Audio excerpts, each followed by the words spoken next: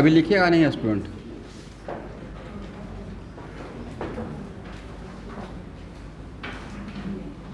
एक पूरा सेक्स, जैसे कैसे हम लोग बोलते हैं मैकेनिक्स, उसे पढ़ते रहते हैं, vector, rest and motion, Newton's law of motion and so on, right. वैसे ही फिजिक्स का वन ऑफ द सेक्शन का नाम है हीट एंड थर्मोडायनेमिक्स, राइट, मतलब थर्मल फिजिक्स। इसमें मोटा मोटी हम लोग कौन कौन सा चैप्टर के थ्रू जाएंगे, तो जो मेरा पढ़ाने का मेरा क्या सीक्वेंस रहेगा।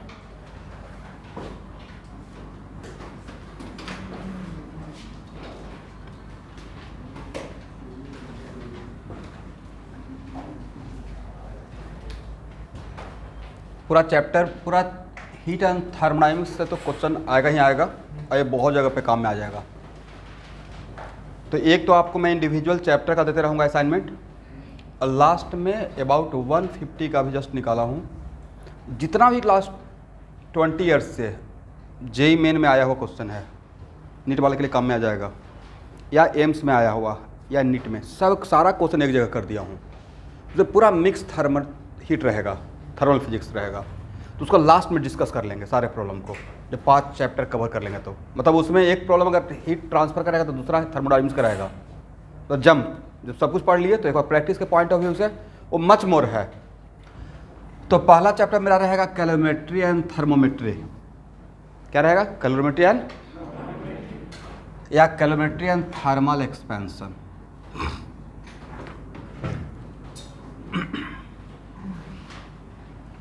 मैं जिस सीक्वेंस को फॉलो करूंगा,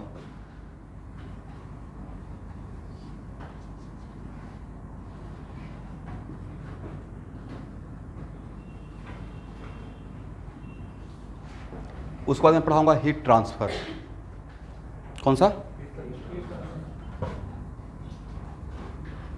और उसके बाद रहेगा KTG, full form kinetic theory of gases. उसके बाद पढ़ाऊंगा फर्स्ट लॉ ऑफ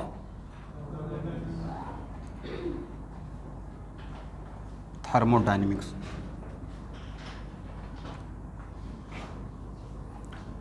उसके बाद specific heat capacity of gases.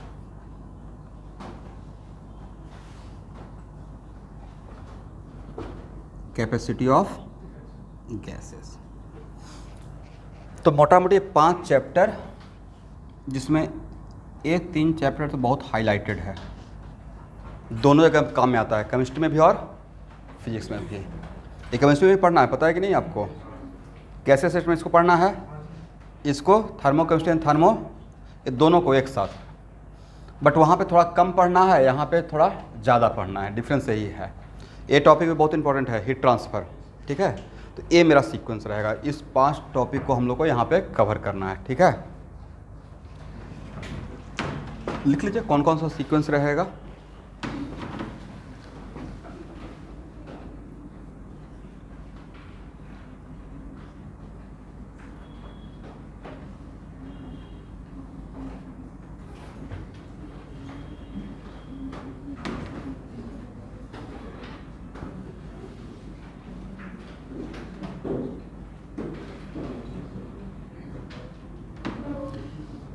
देखिए, आप लोग को मैं इस चैप्टर में बिल्कुल जीरो लेवल मान के स्टार्ट करता हूँ। मतलब मैं सपोज करता हूँ कि आप जानते हैं लेकिन नहीं जानते हैं, एकदम जीरो लेवल से, ठीक है। ये है मेरा लेक्चर फर्स्ट। इसको हटाया जाए, लिख लीजिए। चैप्टर का नाम भी इंपॉर्टेंट ही रहता है, ठीक है।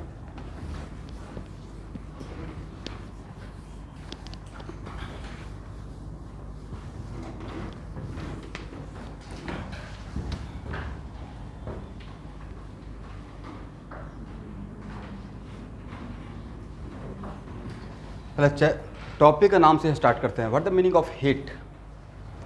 हीट का क्या मतलब होता है?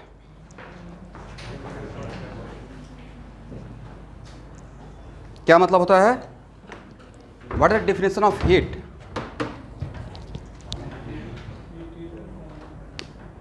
Heat is a form of, ये सबसे बढ़िया था। मतलब इसमें कोई माइनस आपको मार्क्स नहीं देगा, और किसी का कोई हीट का डिफिनेशन? सबसे आसान भाषा में, you are moving from Guwahati to Delhi via Rajdhani express, right? तो आप कब तक आपका नाम पैसेंजर बोला जाए? सर जब तक सफ़र में है और जाके दिल्ली रहना स्टार्ट कर दिया, 4 महीना हो गया, फिर भी बोल रहे पैसेंजर हैं, ऐसा ही रहेगा? नहीं रहेगा। Same definition, when energy in transit mode, कौन सा मोड? जब एनर्जी फ्लो में रहेगा, जब तक एनर्जी एक बॉडी से दूसरे बॉडी तक ट्रांसफर होते रहेगा, ट्रांजिट मोड में रहेगा, तब तक उसको हम लोग बोलेंगे हीट। क्या बोलेंगे? और जब कहीं पे जाके स्टोर हो जाएगा तो उसको वो रहेगा उस internal energy of that body, right? इसका मतलब है कि कंप्लीट डिफिनेशन क्या होना चाहिए था? Heat is a form of energy which are in which mode? Transit mode. Correct ना? तो इसलिए आपने 51 सही बोला, उसमें लगाना क्या था? जब कहीं पे स्टोर हो गया तब उसको हम लोग नहीं, इसलिए हम लोग बोलते हैं how much amount of energy heat transferred, क्या बोलते हैं? एक्सचेंज। बट कहीं सुना है कि how much amount of heat store, energy store, right? लिखिए एक line definition, heat is a form of energy, heat is a form of energy which are in transit mode. Heat is a form of energy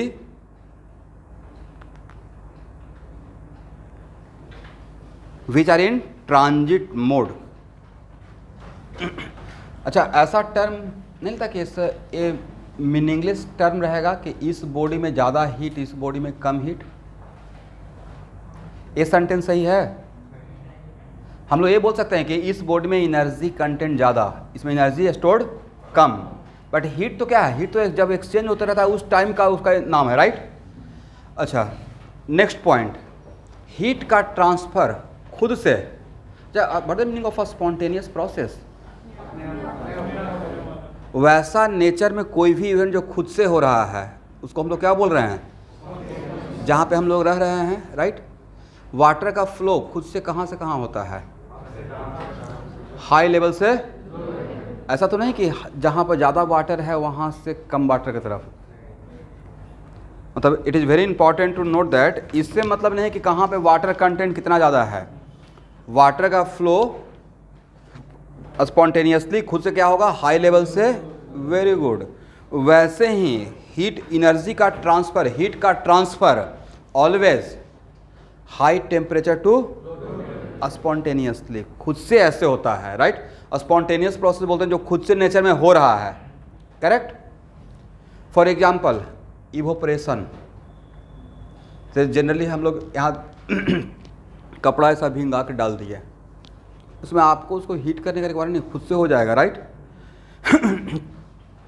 initial time में क्या एक thought था thermodynamics का कि वैसा कोई भी प्रोसेस जो एक्सोथर्मिक है एनर्जी वाइज, एक्सोथर्मिक तो जिसमें एनर्जी का मुझे प्रॉफिट होता है वो होना चाहिए था, जो एंडोथर्मिक है खुद से नहीं होना चाहिए था। बट नेचर में सो मेनी प्रोसेस है जो एंडोथर्मिक होते हुए भी खुद से हो रहा है, राइट? फॉर एग्जांपल इवेपोरेशन, इसका मतलब खुद से होने के लिए कुछ और भी कॉन्सेप्ट है, तो बाद में एक लेटर ऑन एक कॉन्सेप्ट है जिसका नाम था एंट्रोपी, रैंडमनेस, राइट? उसको बाद में देखेंगे थर्मोडायनामिक्स में, this is not the correct time. तो अच्छा, हीट का फ्लो लो टेम्परेचर से हाई टेम्परेचर में होता है या नहीं होता है?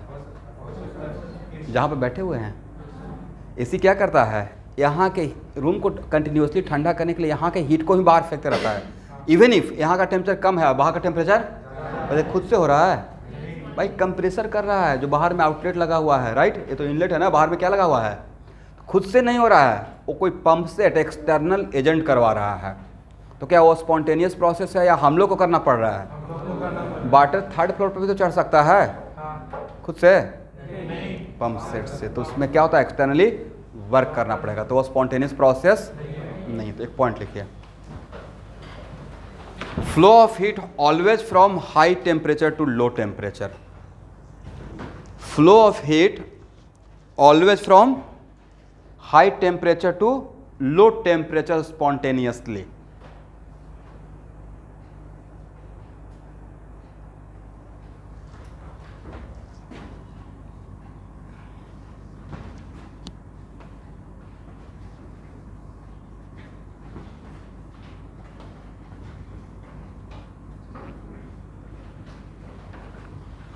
यहाँ देखिए student,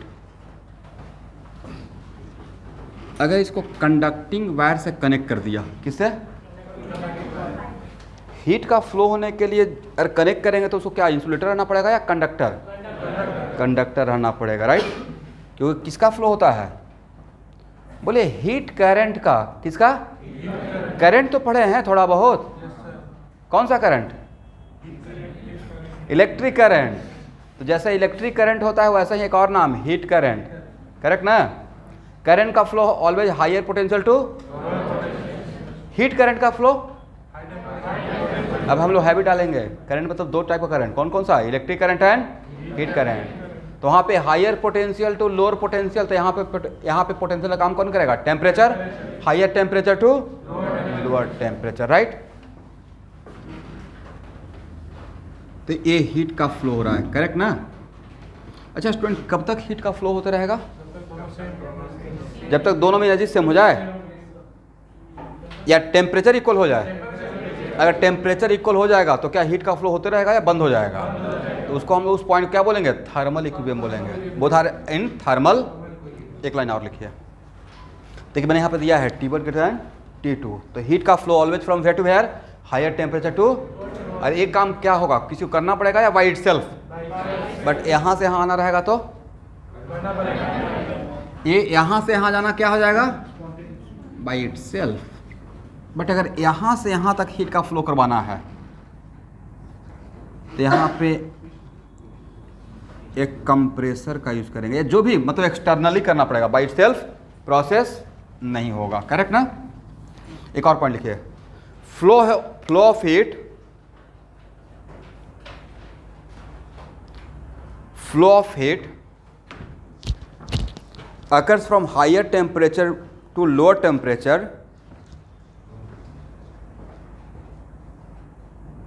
till thermal equilibrium achieved। कब तक होता रहेगा?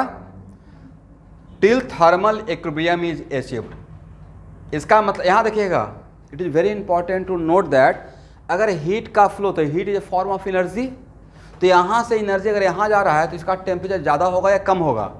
इसका भाई इसका टेम्परेचर डिक्रीज करेगा और इसका टेम्परेचर एक टाइम आएगा जहाँ पे हीट का फ्लो बंद हो जाएगा। कब?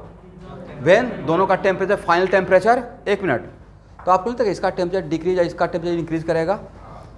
तो जो इक्विलिब्रियम टेम्परेचर रहेगा वो T2 से कम रहेगा, T1 से ज़्यादा रहेगा, या इन दोनों के बीच में रहेगा? आपको क्या लगता है? मुझे लगता है कि दोनों के बीच में रहना चाहिए। इट मीन्स ये क्या किया? लॉस। ये क्या किया? और आर यार यहाँ से जिस मीडियम से हम लोग फ्लो कर रहे हैं वो अगर एनर्जी को कंज्यूम नहीं कर रहा है, मान लेते हैं बहुत थिन वायर है, राइट, तो इसने अपने पास कुछ एनर्जी नहीं रखा, तो क्या ये बोल सकते हैं total loss of heat, total loss of heat, total loss of heat या energy by this body must be equal to total energy gain by this body according to conservation of energy. इसको ए बोलिए, इसको B बोलिए।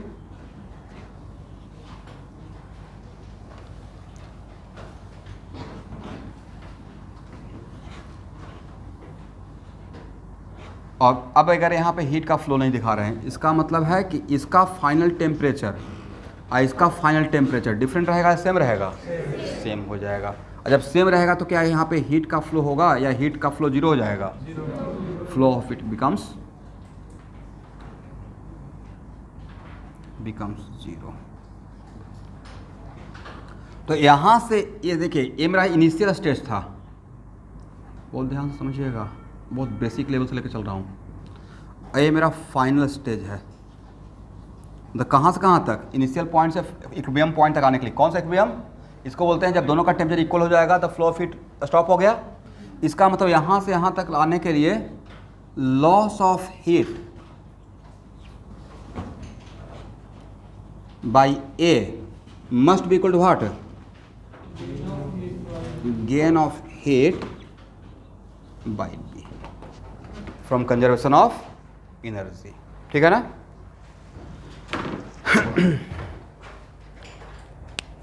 चलिए,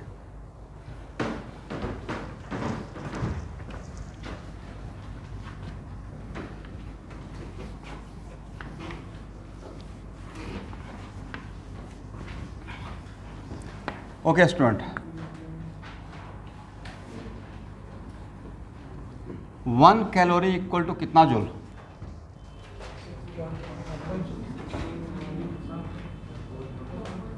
इसको याद रखिएगा, इसको यूज करेंगे, ठीक है। अब लिखिए mechanical equivalent of heat, mechanical equivalent of heat.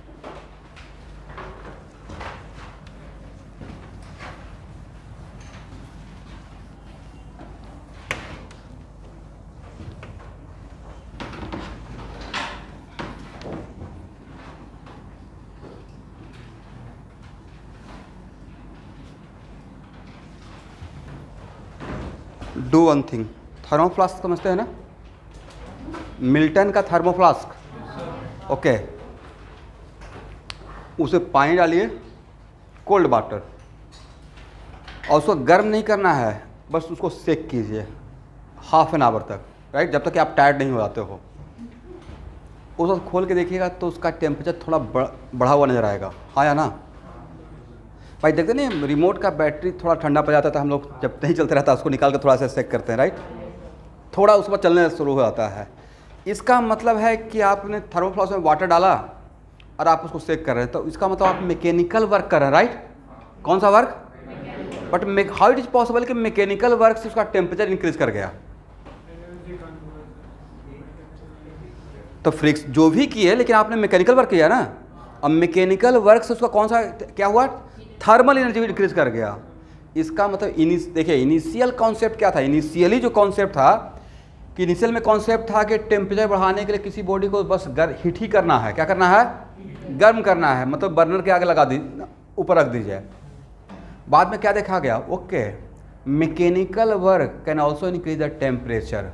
इसका बहुत अच्छा एग्जाम्पल ये रहा मिल्टन का थर्मोफ्लास्क। आइसोलेटेड सिस्टम है, बाहर से कोई हीट जा नहीं रहा है, पर उसको जस्ट बाई शेकिंग हम लोग क्या कर रहे हैं? उसका टेम्परेचर को, इसका मतलब मैकेनिकल एनर्जी को भी हम लोग थर्मल एनर्जी में कन्वर्ट कर सकते हैं, राइट। तो मैकेनिकल एनर्जी, तो जनरली जब हम लोग इनिशियल फेज में जब काम कर रहे थे तो मैकेनिकल के मतलब वर्क डन, वर्क का यूनिट हम जूल रख रहे थे, और इनिशियली हीट का यूनिट क्या रख रहे थे? कैलोरी। बाद में क्या किया गया? दोनों को एक्सपेरिमेंट करके इक्वल किया गया, और उसी को नाम क्या दिया गया? Mechanical equivalent of heat. तो उसको बहुत एक छोटा सा एक्सपेरिमेंट से समझने की कोशिश करते हैं।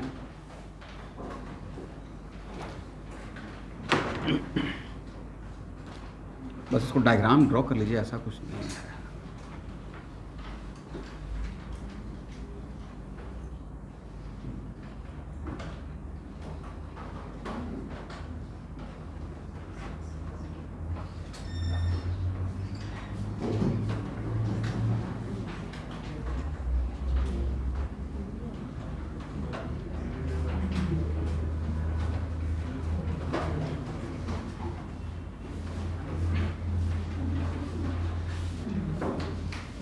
ओके स्टूडेंट, देखिए मानते हैं कि हाइपोथेटिकल मैंने एक सेटअप तैयार किया, ये लिक्विड है, इसमें एक घिरनी लगा हुआ, घिरनी समझते हैं ना?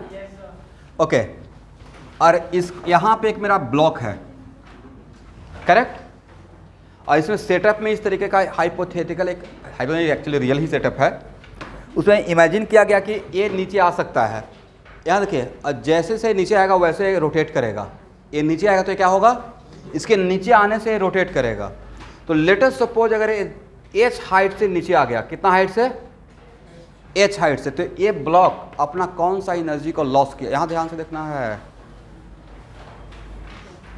बिल्कुल ऐसे करके बैठिए सब लोग, भाई बोर्ड की तरफ बैठिए। तो अगर एच हाइट से अगर नीचे आएगा देन कौन सा एनर्जी ब्लॉक लॉस करेगा? बोलिए ग्रेविटेशनल पोटेंशियल एनर्जी। कौन सा? तो ग्रेविटेशनल पोटेंशियल एनर्जी कहाँ पे यूज हो गया? सर इस घिरनी को रोटेट करना था, रोटेट हो गया तो रुक गया ना। तो ये ऑब्जर्व किया गया कि इसके नीचे आने से इसका और gravitational potential is what? Form of mechanical energy. Mechanical energy is sum of kinetic energy plus potential energy, right. तो इसका जो मैकेनिकल एनर्जी लॉस हुआ वो कहाँ पे कन्वर्ट हो गया? थर्मल एनर्जी में। इसका तो ऑब्जर्वेशन में देखा गया कि इसका जो मैकेनिकल एनर्जी लॉस हुआ उसकी वजह से इसका टेम्परेचर सम अमाउंट से बढ़ गया है। बट इनिशियल कॉन्सेप्ट क्या था? कि किसी भी बॉडी का टेम्परेचर को बड़ा ज़्यादा करने के लिए क्या करते हैं, उसको just by supplying the heat, just by heating effect से हम लोग करते हैं। बट यहाँ पे क्या हीट कर रहे हैं या मैकेनिकल वर्क कर रहे हैं? इसका मतलब कि mechanical energy can also convert into what, thermal energy, and thermal energy can also convert into mechanical energy. तो यहाँ से इनिशियली क्या रिलेशन निकाला गया कि मैकेनिकल एनर्जी और थर्मल एनर्जी में, मैकेनिकल एनर्जी एंड हीट में कोई एक रिलेशन है, और उस रिलेशन का हेडिंग मैंने क्या दिया, मैकेनिकल इक्विवेलेंट ऑफ हीट। एक लाइन ये डायग्राम के बाद नीचे लिखिए।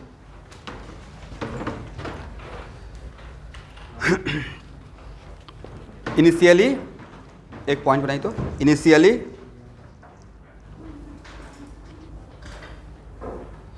heat was not recognized as form of energy.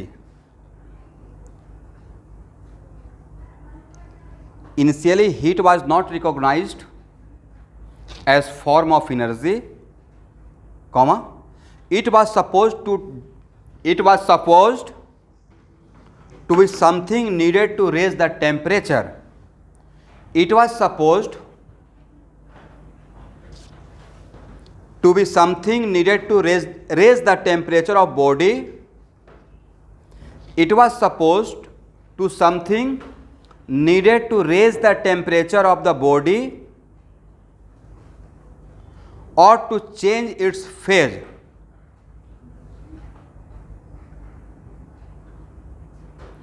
Comma, calorie was defined as unit of heat. Calorie was, अभी के टाइम का नहीं बात कर रहा हूँ, early days, right. Calorie was defined as unit of heat, calorie was defined as unit of heat, calorie was defined as unit of heat, comma, a number of experiment were performed, a number of experiment were performed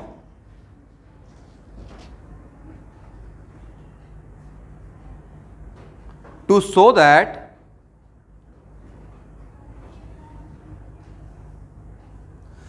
the temperature may also to be increased, the temperature may also be increased by doing mechanical work. Temperature may also be increased by doing mechanical work on the system.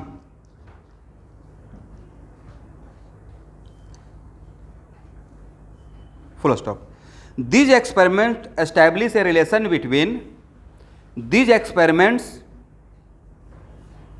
established a relation between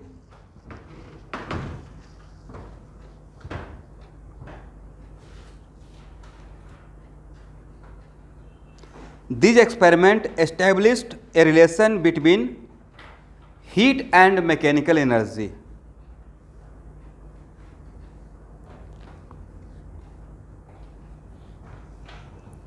And measured how much mechanical energy is equivalent to 1 calorie, and measured how much mechanical energy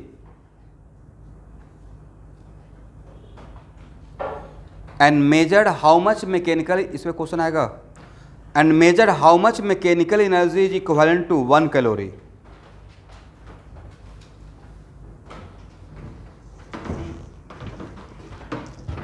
अब यहां देखिए,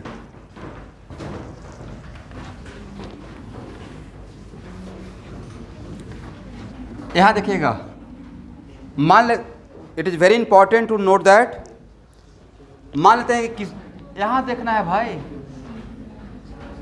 वो बस कहानी था, उसको छोड़ दीजिए। कहने का सेंस ये हुआ कि किसी बॉडी पे हम लोग मैकेनिकल वर्क कर रहे हैं और उस बॉडी का टेम्परेचर डेल्टा टी से इंक्रीज कर दिया, कितना से, बाय डूइंग वर्क W, और सेम डेल्टा टी से इंक्रीज करने के लिए हम लोग हीट का सप्लाई कर रहे हैं H, कितना।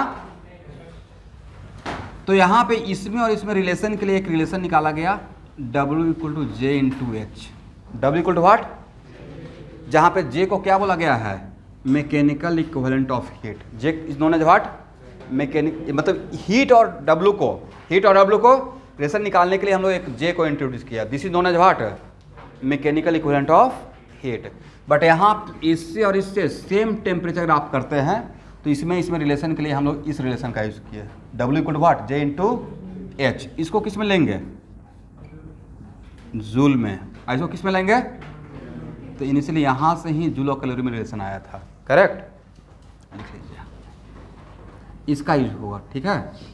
जहाँ पे J known as mechanical equivalent of heat, capital J is known as mechanical equivalent of heat.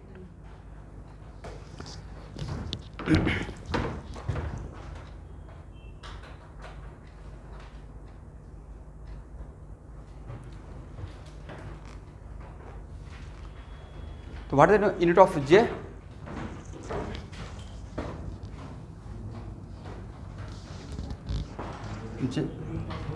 Joule per calorie, क्या बोलिएगा, joule per calorie.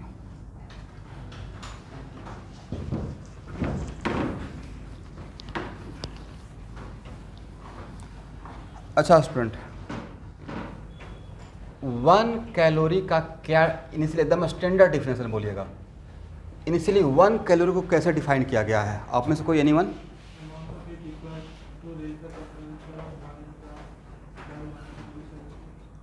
The initial जो डिफिनेशन आया था, देखिए 1 कैलोरी को डिफाइन किया गया है, raise the temperature of 1 gram of water. कितना ग्राम?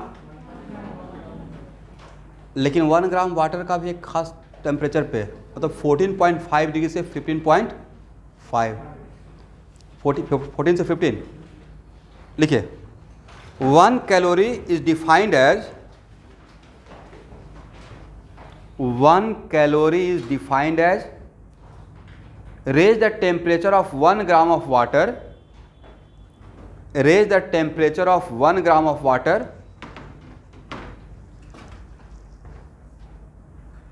by 1 degree C। लेकिन वो 1 डिग्री C का इंटरवल मोटा मोटा लिया गया है, जहाँ तक मुझे याद आ रहा है 14.5 degree C to 15.5 degree C, इसको स्टैंडर्ड माना गया है। यहाँ डिफरेंस तो 1 डिग्री का ही है ना, राइट। बट कहाँ से कहाँ तक का, 14.5 डिग्री से 15.5 degree. This is defined as 1 calorie, correct. देखिए इनिशियल में तो ये सब यूनिट रहा नहीं होगा, जब एक्सपेरिमेंट फर्स्ट टाइम इंट्रोड्यूस हो रहा होगा तो कुछ तो एक स्टैंडर्ड पैमाना लिया गया होगा।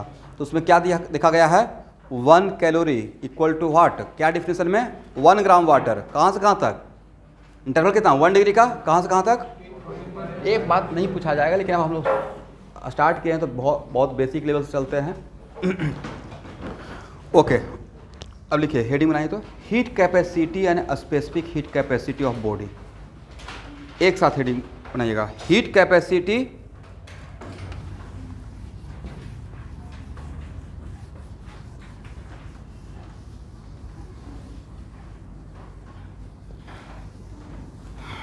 यहाँ देखिए स्टूडेंट,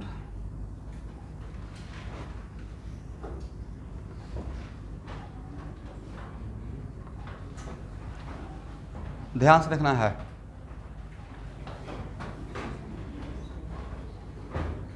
और हीट को जनरली हम लोग किसे दिखाते हैं, इस पूरे टॉपिक में केमिस्ट्री और फिजिक्स में हीट को मैं क्यों से दिखाते रहूँगा, किससे, मैं लिखवा रहा हूँ।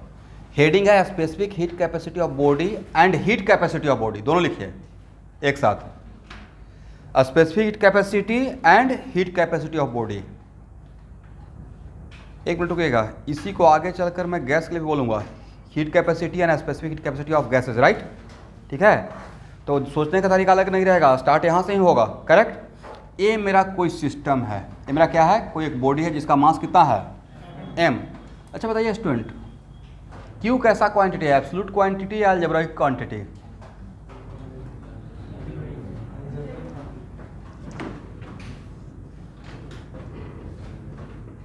Q कैन बी पॉजिटिव और निगेटिव, इसका एक मीनिंग है, राइट। यहाँ देखिए, जिसके what the meaning of system, system किसे बोलते हैं भाई, न्यूटन्स लॉ ऑफ मोशन में फ्री बॉडी डायग्राम बनाए, ड्रॉ किया, राइट। तो सिस्टम का मतलब है जिसके बारे में हम सोच रहे हैं वही मेरा क्या है, सिस्टम, और उससे बाहर क्या रहेगा, सराउंडिंग, और दोनों को मिलाकर universe.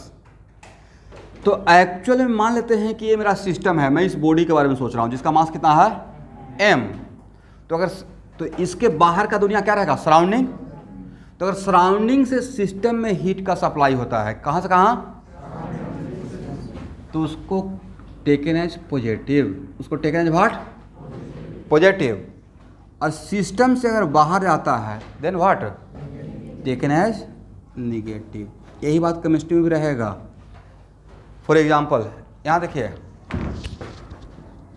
A converted to B, right, और यहाँ पे डेल्टा H निगेटिव दिखाते हैं। कितना दिखाते हैं, निगेटिव, और बोलते हैं heat of reaction equal negative है। तो निगेटिव साइन क्या इंडिकेट करता है, एनर्जी रिलीज हुआ, मतलब एनर्जी। इसका मतलब है कि आप किसी रिएक्शन के बारे में A कन्वर्टेड टू B, तो उस टाइम पे मेरा सिस्टम क्या है, सिस्टम मेरा A और B है, क्या है, और यहाँ पे एनर्जी रिलीज हुआ है, इसका मतलब सिस्टम से बाहर गया है। तो प्रोसेस कैसा है, एक्सोथर्मिक। एक्सोथर्मिक प्रोसेस में एनर्जी का, हीट का वैल्यू क्या साइन देते हैं, निगेटिव में देते हैं, राइट। लेकिन अगर यहाँ पे पॉजिटिव रहता मतलब प्रोसेस एंडोथर्मिक, तो एंडोथर्मिक मतलब आउटसाइड से आप एनर्जी सप्लाई कर रहे हैं। तो केमिस्ट्री हो या फिजिक्स हो, कन्वेंशन सेम है। अगर सराउंडिंग से सिस्टम में मतलब बॉडी में अगर सप्लाई कर रहे हैं तो Q taken as what, positive, और यहाँ से यहाँ रहा है तो क्यू टेकन एज, एक मिनट रुकिएगा। प्रॉब्लम सॉल्विंग पर्पस के लिए अगर मैंने बोला heat release by body equal to 20 joule, क्या बोला, heat release by body equal to, तो क्यू का वैल्यू कितना लिखें, वेरी गुड, -20 लिखेंगे, राइट, समझ गए, कितना, -20। और अगर लिखे heat absorb by body equal to 20 joule, दोनों में 20 ही बोल रहे हैं, बट वहाँ पे साइन क्या देंगे, ये साइन दिखाइए। मतलब क्यू कैसा क्वांटिटी हो गया, algebraic quantity, can be positive और निगेटिव। पॉजिटिव कब लेंगे, निगेटिव कब लेंगे, जब सराउंडिंग से सिस्टम में सप्लाई होगा। कहाँ से कहाँ, सराउंडिंग से सिस्टम, तो उसको क्यू का साइन पॉजिटिव, और सिस्टम से सराउंडिंग देन निगेटिव, करेक्ट ना। ये क्या रहेगा, रिलीज, ये क्या रहेगा, एब्जॉर्ब, वेरी गुड।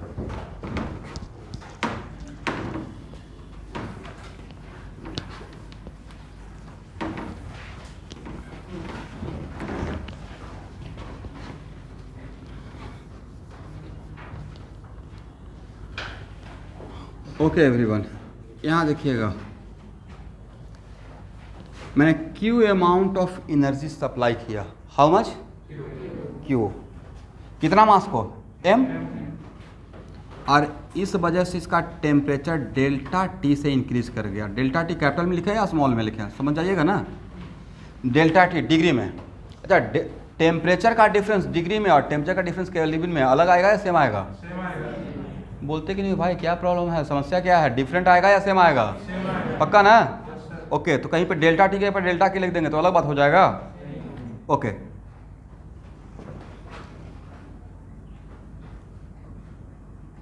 आपने कितना हीट सप्लाई किया, क्यू, कितना मास को, क्यू बाई एम को क्या पढ़िएगा, बोले हीट पर यूनिट मास, क्या बोलेगा, हीट पर यूनिट।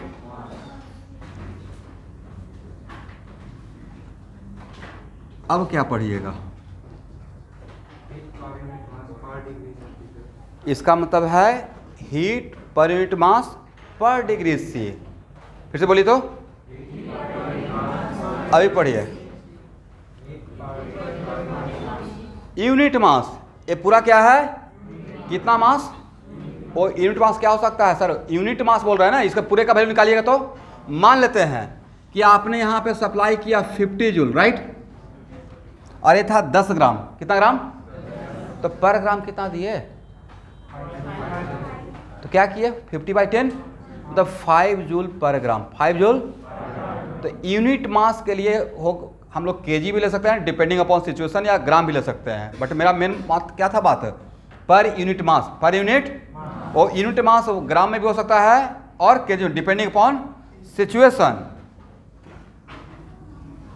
इसको क्या पढ़िएगा, पूरा पढ़िए, हीट पर यूनिट मास पर डिग्री सी। इसका मतलब है कि यूनिट मास का कितना डिग्री से टेम्परेचर को इंक्रीज राइज करने के लिए। 1 मिनट ऐसे सोचिए, मैंने 50 जूल दिया, इसका कितना ग्राम लिया एवरीवन? 10 ग्राम। उससे इसका टेम्परेचर 4 डिग्री से इंक्रीज कर गया। कितना से? तब इतना बात बताने के बाद मैंने आपसे पूछा कि इसका 1 ग्राम का 1 डिग्री से इंक्रीज करने के लिए कितना एनर्जी देना पड़ता, तब क्या बोलते हैं आप? सही से बोलिए। इसका 1 ग्राम का कितना डिग्री से? 1 डिग्री से इंक्रीज करने के लिए कितना एनर्जी का रिक्वायरमेंट होता? तो सर 50/10 किए हो तो क्या हो गया? 1 ग्राम का 4 डिग्री के लिए, बट मैं 1 डिग्री का पूछ रहा हूँ। 1 ग्राम का 1 डिग्री से इंक्रीज करने के लिए, तो सर 50/10 और अगेन डिवाइडेड बाई 4 कितना हो जाएगा? 5/4। तो 5/4 मतलब 1.25 क्या है? तो 1.25 जूल किसके लिए रिक्वायरमेंट हुआ? For 1 gram by increasing the temperature 1 degree by increasing the temperature. Yes, इसी को एक्चुअल में पढ़ते हैं specific heat capacity of body. क्या बोलते हैं? तो आप खुद बोल रहे हैं ना कि स्पेसिफाई कर रहे हैं, राइट? इसका मतलब है कि जो आपने लिखा Q/m into delta T, this is called what? Specific heat capacity, correct? तो specific heat capacity defined for what? यहां देखिएगा, स्पेसिफिक हीट कैपेसिटी इसको केमिस्ट्री में यूज करेंगे अंडर द हेडिंग इंटेंसिव और एक्सटेंसिव प्रॉपर्टी में। नाम सुने हैं आप लोग? इंटेंसिव प्रॉपर्टी होता है, 11th क्लास के बच्चे नहीं सुने होंगे। Intensive property and extensive property, right? वैसा property which does not depend on mass, वैसा property which does not depend on, for example उसको बोलते हैं intensive property, right? 1 glass water लिए, तो 1 ग्लास वाटर में 1 ड्रॉप का टेम्परेचर, अब पूरे ग्लास का टेम्परेचर डिफरेंट रहेगा, सेम रहेगा? ऐसा तो नहीं कि सर 1 ड्रॉप का टेम्परेचर T1 तो इनफाइनाइट ड्रॉप है, तो पूरा भाई 1 लाख डिग्री हो जाएगा, राइट? या concentration of A given solution, कौन सा? गिवन सॉल्यूशन तो सॉल्यूशन बन चुका है, अब उसमें कुछ भी ऐड नहीं करना है, शरबत बना चुके, उसका थोड़ा सा टेस्ट कीजिएगा तो जो स्वीटनेस अब पूरा ग्लास का डिफरेंट रहेगा, सेम रहेगा? Concentration of a given solution also does not depend on quantity, right? Independent of, this is also example of what? Intensive property, correct ना? Okay. वैसे ही for एक बहुत इंपॉर्टेंट है, मतलब इस फार्मूला को समझिएगा तो लाइफ बन जाएगा। हम लोग क्या करते हैं जल्दीबाजी में, Q इक्वल टू, आपको क्या लगता है 9th क्लास में मैं नहीं पढ़ा होगा? Q equal to MS delta T water के लिए, आप लोग भी तो यूज किए होंगे। मैं चाहूँगा तो मैं भी थोड़ा सा लिख दूंगा, रट लीजिए Q equal to MS delta T, but अभी इसी को मैं डिकोड करने की कोशिश कर रहा हूँ, बिकॉज यहाँ से ही गैस के बारे में बात करना स्टार्ट करेंगे, राइट? तो एक्चुअल में S क्या है? तो S है स्पेसिफिक, मतलब कितने मास के लिए है? यूनिट मास के लिए। तो इसका मतलब amount of heat supply for what? Unit mass for increasing temperature by 1 degree is called what? Specific heat capacity of. तो फॉर ए गिवन मटेरियल, मान लेते हैं कॉपर लेते हैं, तो मटेरियल तो गिवन हो गया, कॉपर तो कॉपर है, राइट? तो कॉपर का 1 ग्राम यूनिट मास के लिए 1 डिग्री से इंक्रीज करने के लिए, तो जैसे ही आपने बोल दिया यूनिट मास, मतलब आपको यूनिट मास ही लेना है, राइट? तो क्या उसमें ज़्यादा मास का कोई गुंजाइश है? आप खुद बोल रहे हैं ना यूनिट मास। इसका मतलब specific heat capacity is depend on mass for a given material. Sir mass पे डिपेंड कैसे करेगा? उसके लिए तो ऑलवेज यूनिट मास लेना है, राइट? तो जिसके लिए आप खुद ही बोल रहे हैं कि it is the taken for unit mass, मतलब वो मास पे डिपेंड नहीं करेगा, नहीं समझे? तो specific heat capacity is it depend on मास? क्यों नहीं? सर यूनिट मास लेना है, तो एक ऐसा प्रॉपर्टी आगे चल के बन जाएगा इंटेंसिव प्रॉपर्टी, करेक्ट ना? इज इट एक्सटेंसिव या इंटेंसिव? कितना बढ़िया है, फार्मूला पर रोका जाए तो नहीं। 1 minute,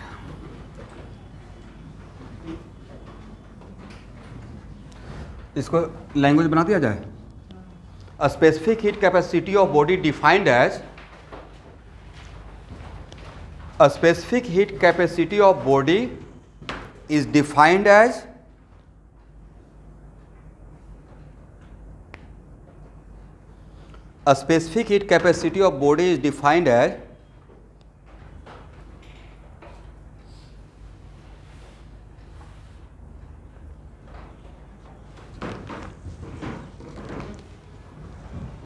heat gain or released by that substance to raise or fall its temperature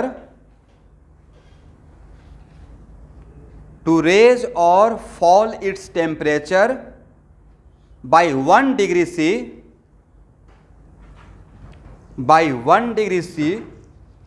for unit mass.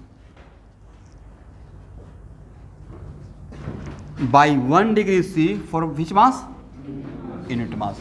मैंने दोनों बात बोला, रेज और फॉल, क्योंकि मैंने क्या बोला था, गेन और रिलीज, राइट। अगर यहाँ पे गेन करेगा तो क्या होगा, टेम्परेचर रेज करेगा। अगर रिलीज करता, ऐसा भी तो हो सकता है कि रिलीज कर रहा है, राइट। तो रिलीज करने के लिए कितना डिग्री से डिक्रीज करना है, बट इज इट कंपलसरी कि आप हीट दे रहे हैं तो ऑलवेज कैलकुलेटेड है कि 1 डिग्री से इंक्रीज करें। आप रैंडम हीट का सप्लाई कर रहे थे रैंडम मास को, राइट। मेरा मास m था, मास m कुछ भी हो सकता था, हीट सप्लाई किया और टेम्परेचर डेल्टा टी से इंक्रीज कर गया, और तब मुझे एस बताना है। तो कोई बात नहीं है, Q by M into delta T कर देंगे, Q by M into delta T, correct. बोलिए student, what is the meaning of isobaric process. Isobaric का मतलब क्या होता है? बेरिक का स्टैंड फॉर, आइसो मतलब सेम, बेरिक का stand for pressure constant. Isochoric, very good. Isothermal, temperature constant, पक्का। तो यहाँ देखिएगा, जब गैस पढ़ते रहेंगे ना, गैसेस स्टेट वगैरह, लेकिन अभी कुछ बातें सुन लीजिए। तो एक्चुअल में बोले displacement does not depend on initial point and final point, right. Displacement does not depend on what, sorry, displacement does not depend on path, it only depends on what, initial point and वैस कुछ और सोचना start कर दिए थे। Okay, आज first class है ना, बिल्कुल नया टॉपिक है। आज भी मैं सोच रहा था प्रोजेक्टाइल पढ़ा देते हैं 11th वाले बच्चों को, लेकिन फिर मैं सोचा नहीं ये बहुत हो जाएगा, और फिर आप लोगों को ख्याल आ गया कि स्टार्ट करना चाहिए टॉपिक का। तो एक्चुअल में एक टर्म होता है जिसको बोलते हैं स्टेट फंक्शन। कौन सा फंक्शन? तो state function just like displacement, it only depends on initial state and, एक इक्वेशन पढ़ा है ना, P V equal to N R T. कौन सा इक्वेशन है? उसका एक और नाम है इक्वेशन ऑफ स्टेट, उसका एक और नाम है क्या? Equation of state. तो स्टेट फंक्शन, जैसे फॉर एग्जांपल इंटरनल एनर्जी, कैसा फंक्शन है? State function. It does not depend on path and process, it only depends on initial state and final state. But work done के लिए different process का अलग अलग work done gas का जानते होंगे। W आइसोथर्मल, W आइसोबेरिक, अलग अलग फार्मूला मिलता है, राइट। तो डिफरेंट प्रोसेस के लिए डिफरेंट वर्क डन का अगर फार्मूला आ रहा है, मतलब it depends on process and path, it depends on what, process and. वैसे ही हीट का मान लेते हैं कि आप हीट का सप्लाई कर रहे हैं, तो हीट का supply Q also depends on path and process. मतलब Q जो है वो डिपेंड करता है कंडीशन पे। सर और कंडीशन क्या हो सकता है? तो एक्चुअल में यहाँ पे जो मैं बात कर रहा हूँ, तो ये मुझे नहीं पता है कि ये मेरा गैस है या सॉलिड है, लिक्विड है। एक मैं जनरल बात कर रहा हूँ। किसका बात कर रहा हूँ? इसी को आगे चलकर मैं गैस भी बना दूंगा, राइट। तो एक्चुअल में हो सकता है कि मेरा जो जो मेरा सिस्टम उसमें गैस हो कल के डेट में, और यहाँ पे इसका मैं प्रेशर को कांस्टेंट करके रखा हूँ। क्या करके रखे हैं? तब जब यहाँ पे Q सप्लाई कर रहे हो कांस्टेंट प्रेशर पे रहेगा। क्या रहेगा? At constant pressure. तब उस Q को क्या बोल देंगे? QP। क्या सफिक्स लगाएंगे? तो QP को क्या पढ़ेंगे? Heat at constant pressure. यहाँ पे जो सफिक्स रहेगा उसको क्या पढ़ेंगे? थोड़ा बोला कीजिए भाई। हीट एट कांस्टेंट प्रेशर बोल तो सकते हैं ना। Q भी लिख देंगे, तब क्या पढ़ेंगे? Heat yes, heat at constant volume, Q T लिख देंगे।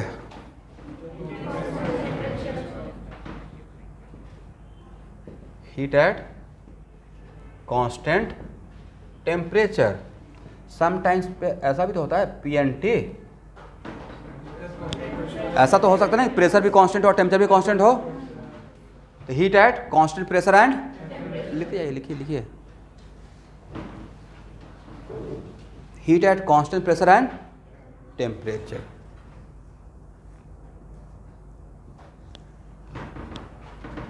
लैम्डा लगा दिया, मतलब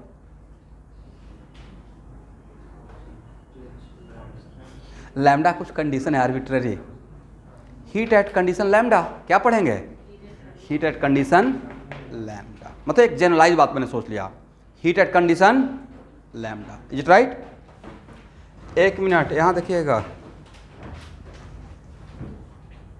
it is very important to note that. यहां देखना है सबको, यहां पे P तो यहां भी P रहेगा, हाँ या ना? जिस कंडीशन का आप हीट सप्लाई करेंगे उसी कंडीशन का तो स्पेसिफिक हीट कैपेसिटी मिलेगा। तो यहाँ पे QP, तो इसको क्या पढ़िएगा?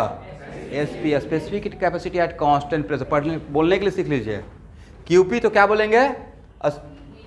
ये तो पक्का जानते होंगे भाई, इसमें तो कोई डाउट ही नहीं है। ये क्या है? Molar heat capacity at constant pressure. क्या बोल रहे हैं? मोलर, 1 मोल के लिए। हम लोग भी क्या है? यूनिट मास के लिए। थोड़ा ही तो डिफरेंस है। SP स्पेसिफिक यूनिट मास के लिए, CP molar heat capacity, right? तो आपने कभी सोचा कि CP क्यों आया होगा? डैम से यहाँ पे QP रहा होगा। क्या रहा होगा? QP। तो जिस कंडीशन का Q उसी कंडीशन का S मिलेगा। Q किसी और कंडीशन का सप्लाई करेंगे और S किसी और कंडीशन का बोलेंगे। दैट्स वाई इसको जनरलाइज कर दिया जाए, फर्स्ट टाइम सीखने के लिए थोड़ा स्टैंडर्ड। तो यहाँ पे लैम्डा, तो यहाँ भी क्या लिखेंगे? लैम्डा। बट 11th क्लास के बच्चे इस लैम्डा से कन्फ्यूज नहीं होना है। Lambda only indicate what? Condition at which you are supplying the heat, condition at which you are supplying the heat. तो इसको क्या पढ़ना है? Specific heat capacity at condition, लिख लीजिएगा, लिखिए लिखिए।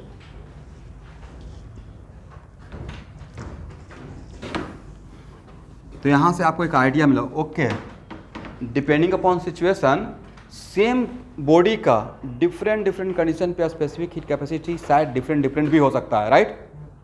और खासकर गैस में तो ज़्यादा कुछ ऐसा मिलेगा, correct?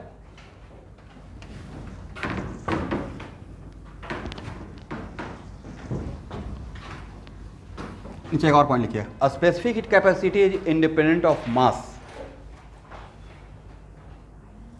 A specific heat capacity is independent of mass because it is defined for unit mass.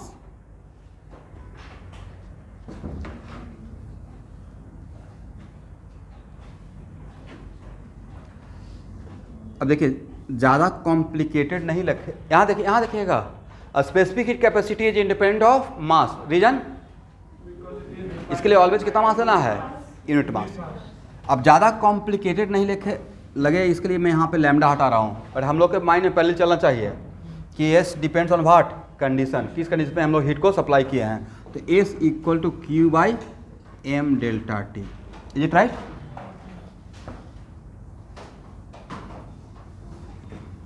M को इस तरफ ले आइए। अब इसे क्या पढ़िएगा? M into S। यहाँ देखिए, एक मिनट, इसे क्या पढ़ेंगे? हीट पर डिग्री सी। हीट क्या? पर डिग्री सी। बट इसमें क्या पर यूनिट मास है या M इधर इस तरफ ले आए हैं? इसका मतलब ये हुआ, यहाँ देखना है कि M मास के लिए मैंने Q एनर्जी सप्लाई किया और इसका टेम्परेचर डेल्टा T से इंक्रीज कर गया। तो सेम मास के लिए 1 डिग्री से इंक्रीज करने के लिए कितना हीट का रिक्वायरमेंट होता?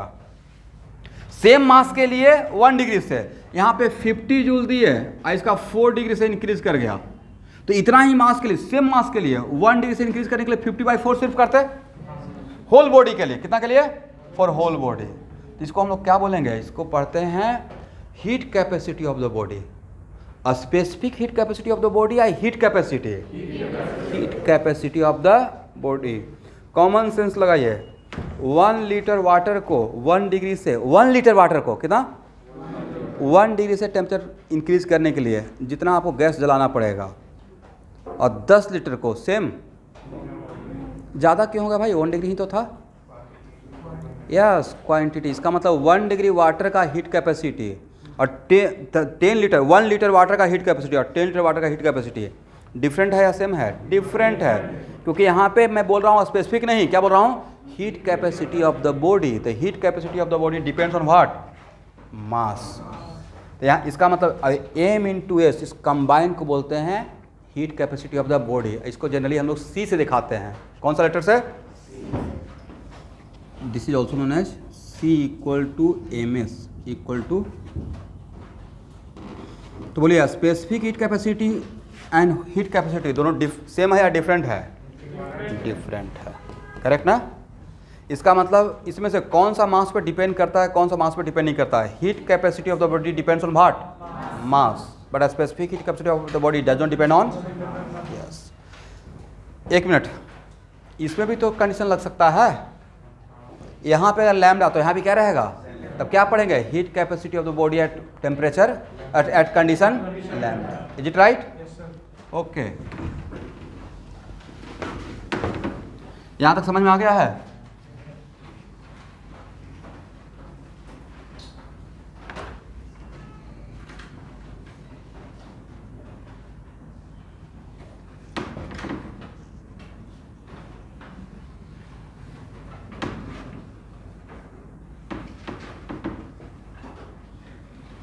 यहाँ देखिए तो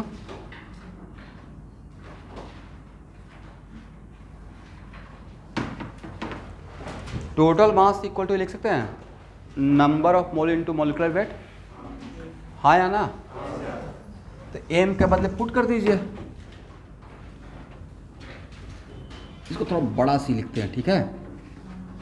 कैपिटल सी। तो क्या ये लिख सकते हैं?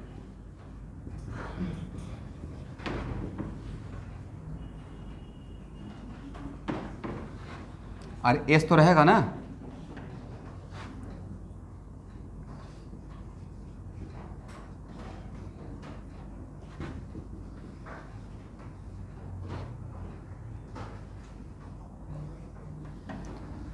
क्या इसको ऐसे लिखा जाए?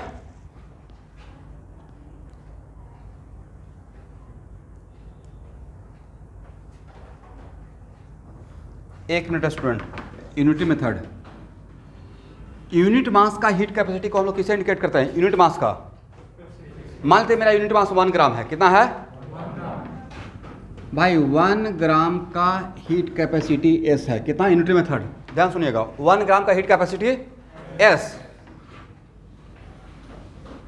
तो मोलर मास का हीट कैपेसिटी भाई 1 ग्राम का हीट कैपेसिटी एस, तो 10 ग्राम का कितना? 10 इंटू एस। तो मोलर मास का,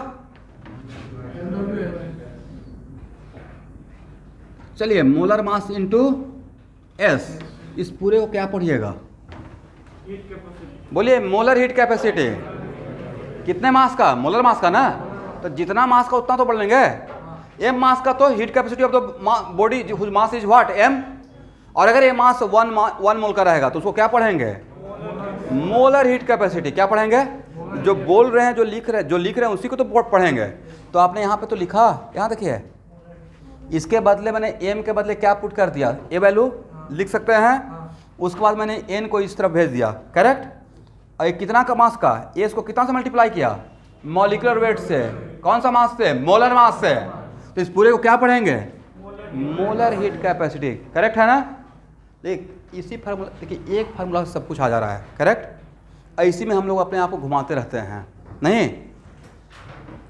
और इसको पढ़िए तो ऑटोमेटिक आपको समझ में आ जाएगा। पढ़िए, क्या पढ़िएगा? हीट पर मोल पर डिग्री। हीट पर मोल पर डिग्री। इतना आसान था, राइट? और this is known as what?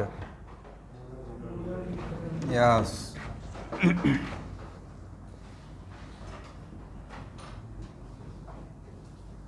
इसको स्मॉल सी से दिखा रहा हूँ। Heat capacity of the body को कैपिटल सी से दिखा दिया। अब molar heat capacity of body को किससे दिखाया? तो molar heat capacity define for how many mole? 1 मोल।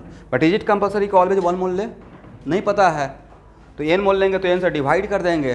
तो heat Q by n delta T, it is known as what? Molar heat capacity. Is it right? एक मिनट, तो S देख के अगर C पूछेंगे, स्पेसिफिक हीट कैपेसिटी, यहाँ देखिएगा, specific heat capacity देख कर अगर मोलर हीट कैपेसिटी पूछेंगे तो स्पेसिफिक हीट कैपेसिटी में कितना से मल्टीप्लाई कर देना चाहिए? ये फ्रीक्वेंट है भाई, इसी का मैं बात कर रहा था कि एक साल क्वेश्चन पूछा हुआ था। जैसे आप लोग Cp minus Cv equal to क्या जानते हैं? R, गैस के लिए बाद में 11th क्लास के बच्चों को पढ़ाएंगे। तो Sp minus Sv equal to क्या होगा? राइट? Sp क्या है? स्पेसिफिक, और Cp क्या था? Molar heat capacity. तो molar heat capacity, specific heat capacity को अगर मोलर हीट कैपेसिटी में बनाना है तो कितना से मल्टीप्लाई करना चाहिए? मोलर मास से। इसका मतलब Cp के बदले के हम लोग क्या लिख सकते हैं? Cp के बदले लिख सकते थे m इंटू Sp, हाँ या ना? m इंटू Sv, तो Sp minus Sv equal to what? इतना आसान रिलेशन था, लेकिन कितना स्ट्रेस है, एक ही के बात पे रुकना पड़ेगा इनिशियल में, अदरवाइज आप घूमते रह जाइएगा कि कुछ अलग है। कुछ भी अलग नहीं था। राइट? एक मिनट, सबको सिस्टमैटिक में लिखवाऊंगा, this is not the right time. यहाँ तक आ गए? ओके। देसी क्या है? Molar heat capacity. राइट?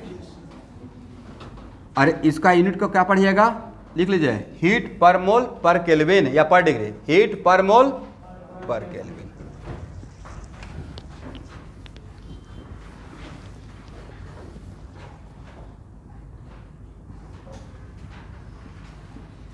अब एक मिनट, यहां पे अगर सफिक्स p लगा दें, यहां देखिए तो यहां पे अगर सफिक्स p तो यहां भी क्या रहेगा? p, तो क्या पढ़ेंगे? Cp, और पूरा क्या पढ़ेंगे? Molar heat capacity at constant pressure. कब कांस्टेंट प्रेशर होगा मुझे नहीं पता है, बट हो तो सकता है। यहाँ पे अगर V लगा दें then Cv, molar heat capacity at constant.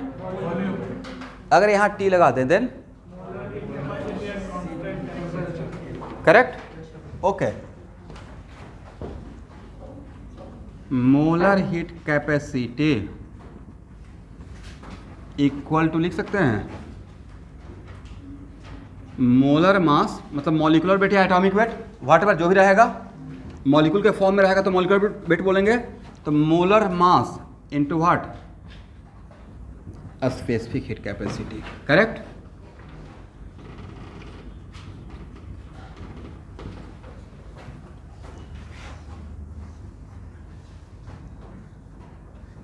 m क्या है? Molecular weight. तो यहाँ से S निकल जाएगा, C/m। इसका मतलब मोलर हीट कैपेसिटी को अगर मोलर मास से डिवाइड करेंगे तो स्पेसिफिक हीट कैपेसिटी मिल जाएगा। करेक्ट? बट किस कंडीशन का मिलेगा? जिस कंडीशन का C रहेगा उसी कंडीशन का S मिलेगा।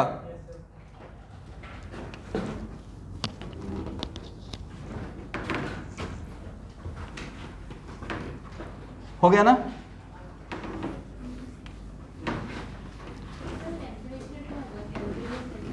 क्या बोले? क्या?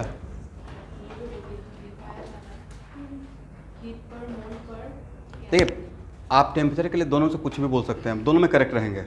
बोले क्यों? डेल्टा टी डिग्री में ले या डेल्टा टी केल्विन में ले, अलग रहेगा सेम रहेगा। दैट्स वाई यहाँ पे आपको फ्रीडम देता हूँ।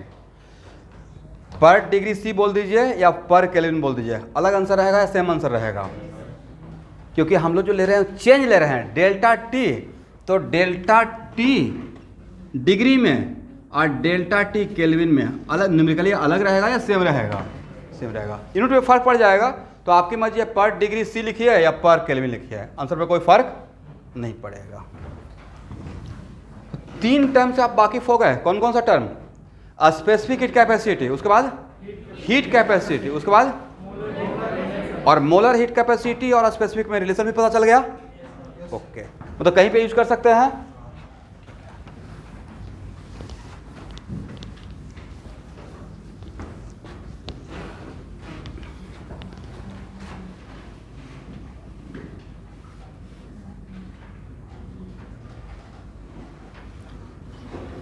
क्रॉस मल्टीप्लाई कीजिए।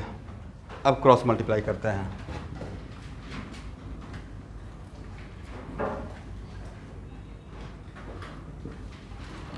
एक मिनट, यहां देखिएगा स्टूडेंट,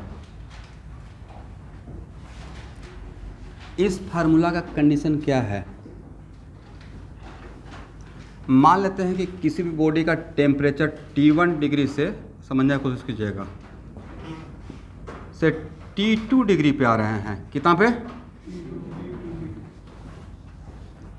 तो जो स्पेसिफिक हीट कैपेसिटी है वो T1 से T2 के बीच का है ना। इसका मतलब यहाँ पे जो आप S निकाले हैं वो क्या मानकर S निकाले हैं? इसका मतलब है कि इस फार्मूला में क्राइटेरिया है कि T1 से T2 के बीच में मेरा स्पेसिफिक हीट कैपेसिटी कांस्टेंट है। क्या है? इसका मतलब इस फार्मूला का एक क्राइटेरिया हो गया कि स्पेसिफिक हीट कैपेसिटी जो मैंने यहाँ पे फार्मूला लिखा है does not depend on temperature. मतलब T1 से T2 के बीच में हर टेम्परेचर के लिए इसका वैल्यू डिफरेंट है या सेम है? आपने एक एवरेज वैल्यू लिखा ना। क्या लिखा है?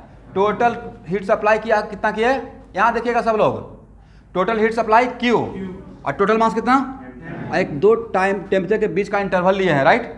दैट्स वाई क्या मान कर ये फार्मूला बनाए होंगे। तो सर इसका मतलब इस फार्मूला का क्राइटेरिया ये हुआ कि A value of S is not the function of temperature. Temperature change करने से इसका वैल्यू चेंज नहीं हो रहा है। इसका मतलब वाइड रेंज ऑफ टेम्परेचर के लिए मेरा एस का वैल्यू क्या बना हुआ है? कांस्टेंट। समटाइम्स ऐसा भी हो सकता है कि S is also the function of temperature, right. मतलब टेम्परेचर के साथ एस का वैल्यू वैरी करता है कहीं कहीं पे, राइट। बट यहाँ पे हम लोग कन्वेंशन क्या लेके चल रहे हैं? Specific heat capacity does not depend on what? Temperature. मतलब एक खास टाइम इंटरवल के लिए for wide range of temperature के लिए मेरा इसका वैल्यू। बट अगर एस आपका टेम्परेचर के साथ चेंज करता तो फार्मूला ऐसे लिखते या तब वहाँ पे इंस्टेंटेनियस लिखते हैं? इंस्टेंटेनियस लिखते हैं। तब वहाँ पे क्या लिखते हैं? एम मास के लिए, किस मास के लिए? डी क्यू हीट सप्लाई करते हैं। डी क्यू मतलब चेंज ऑफ हीट मत बोल दीजिएगा, बड़ा इंटरेस्टिंग रहेगा फिर। नहीं, जनरली होता है ना डी को, राकेश सर बोले हैं चेंज का सबसे छोटा भाई डी होता है। बट डी का मतलब ये भी होता है very very small quantity, right. For example DW क्या बोलिएगा? चेंज इन वर्क, मतलब बोलना सही नहीं लग रहा है, राइट। दैट्स वाई क्या बोलेंगे? Very small work. वैसे इन DM वेरी स्मॉल मास, तो DQ very small quantity of heat supply या रिलीज, करेक्ट। तो जहाँ पे उस टाइप का सिचुएशन रहेगा जहाँ पे S is a function of what? Temperature, तो वहाँ पे इंस्टेंटेनियस निकालेंगे, dQ/mdt लिखेंगे। क्या लिखेंगे? S equal to dQ/mdt। और जहाँ पे S कांस्टेंट रहेगा वहाँ पे क्या यूज करेंगे? Q/m। दो फार्मूला है, कौन सा फार्मूला कहाँ के लिए मेरे लिए ज़्यादा बेटर रहेगा? जहाँ पे S कांस्टेंट रहेगा थ्रू आउट द टेम्परेचर तो वहाँ पे Q/m डेल्टा T। और जहाँ पे S also changes with temperature तो वहाँ पे S निकालने का तरीका dQ/mdt, करेक्ट। मतलब DQ amount of heat supply करने से टेम्परेचर में इंक्रीज कितना हुआ? Very small increase in temperature या change of temperature, that is DT, right. आप लोग समझे या नहीं समझे मेरे बात को? अब क्रॉस मल्टीप्लाई कीजिए तो आपसे पूछा जाएगा total heat supply for increase in temperature delta T whose specific heat capacity S। तो क्या इस फार्मूला का यूज कर सकते हैं? MS डेल्टा T कर सकते हैं, राइट। बट इस फार्मूला का यूज करने का क्राइटेरिया यहाँ देखना है। ये फार्मूला तभी यूज करेंगे जब आपका S कांस्टेंट रहेगा इस टेम्परेचर के बीच में, राइट। बट इस फार्मूला से DQ equal to what? MS। और अगर मेंशन किया हुआ है कि specific heat capacity is also the function of temperature, also the function of what? Time नहीं, temperature. DT stand for what? Degree, right, change in temperature. तो वहाँ पे Q निकालने के लिए, इसमें टोटल Q निकालने के लिए क्या करेंगे? Integration of DQ। यहाँ पे M को तो बाहर निकालेंगे बट क्या S बाहर आ पाएगा? इसका मतलब एस को मैंने यहाँ पे क्या मान लिया है, S is a function of temperature. Generally ये सब अभी हम लोग को नहीं मिलेगा बट कहीं मिल सकता है। फॉर एग्जाम्पल ऐसे दे देते हैं S equal to K1 plus K2T degree में, राइट। ऐसा भी तो हो सकता है। तो उस टाइम पे टोटल क्यू निकालने के लिए किसका यूज कीजिएगा, इंटीग्रेशन का। करेक्ट है एवरीवन। सर क्यू निकालने का दो फार्मूला हम लोग के पास है, एक फार्मूला ए है और एक फार्मूला ए है। कौन कहाँ पे यूज करेंगे, and which one is more generalize, this one is more generalize. बजाय अगर इसमें एस कांस्टेंट भी हो गए तो बाहर निकाल लेंगे, तो ए में एस हो जाएगा और डी टी का इंटीग्रेशन टी, T1 से T2, तो यहाँ इस फार्मूला पे आ जाएंगे, राइट। तो इसमें लिख लीजिएगा व्हेन एस इज कांस्टेंट, और इसमें क्या लिखेंगे, when S is variable.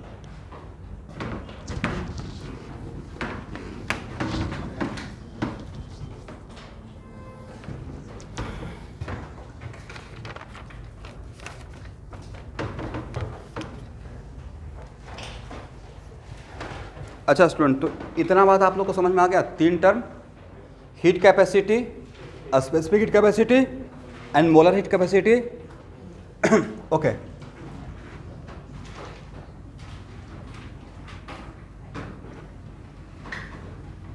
S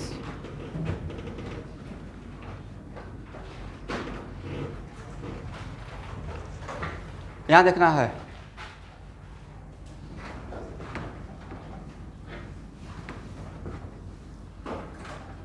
if temperature constant, बातों को समझिए। अगर टेम्परेचर कांस्टेंट रहेगा तो स्पेसिफिक हीट कैपेसिटी कितना होगा,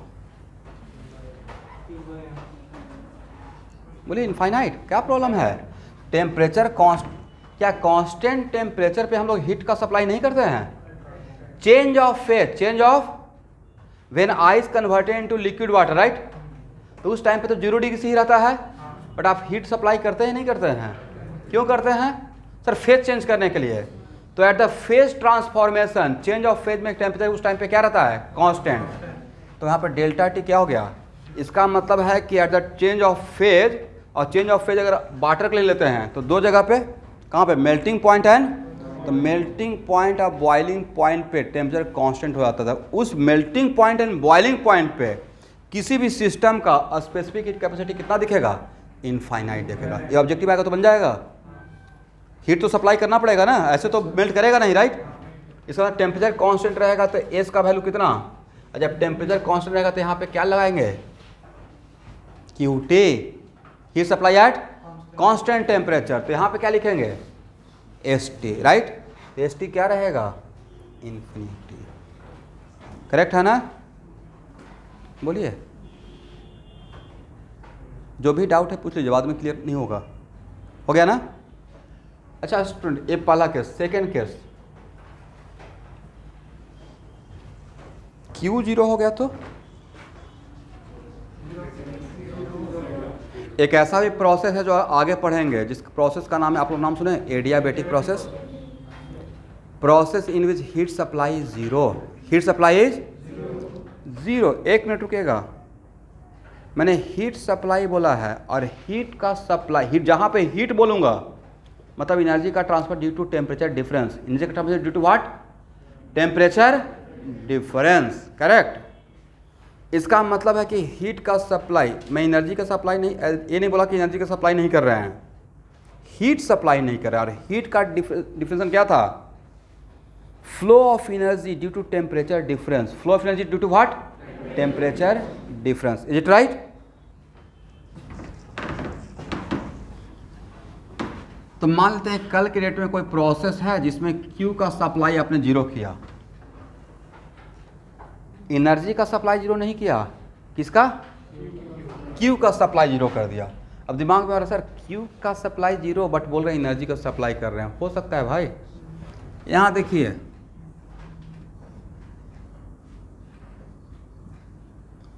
इंसुलेटिंग मटेरियल समझते हैं क्या, यस सर, तो अभी बोले। इंसुलेटिंग मटेरियल का मतलब है कि वैसा कंटेनर बनाए हुए हैं, आइसोलेटेड सिस्टम, वैसा कंटेनर बना रहे हैं जिसके अंदर और बाहर कि भैया टेम्परेचर का डिफरेंस होते हुए भी हीट का सप्लाई एक ऐसा कोटिंग किए हुए हैं, तो उसको हम लोग क्या बोलते हैं, इंसुलेटिंग मटेरियल। अच्छा, एक कॉमन सेंस का क्वेश्चन, मान लेते हैं कि विंटर का सीज़न है, बहुत ठंड पड़ी है, हालांकि गुवाहाटी में कम ही पड़ती है, कभी मौका मिलेगा तो दिल्ली और लखनऊ घूम के आइएगा, वहाँ का दोनों चीज़ फेमस है।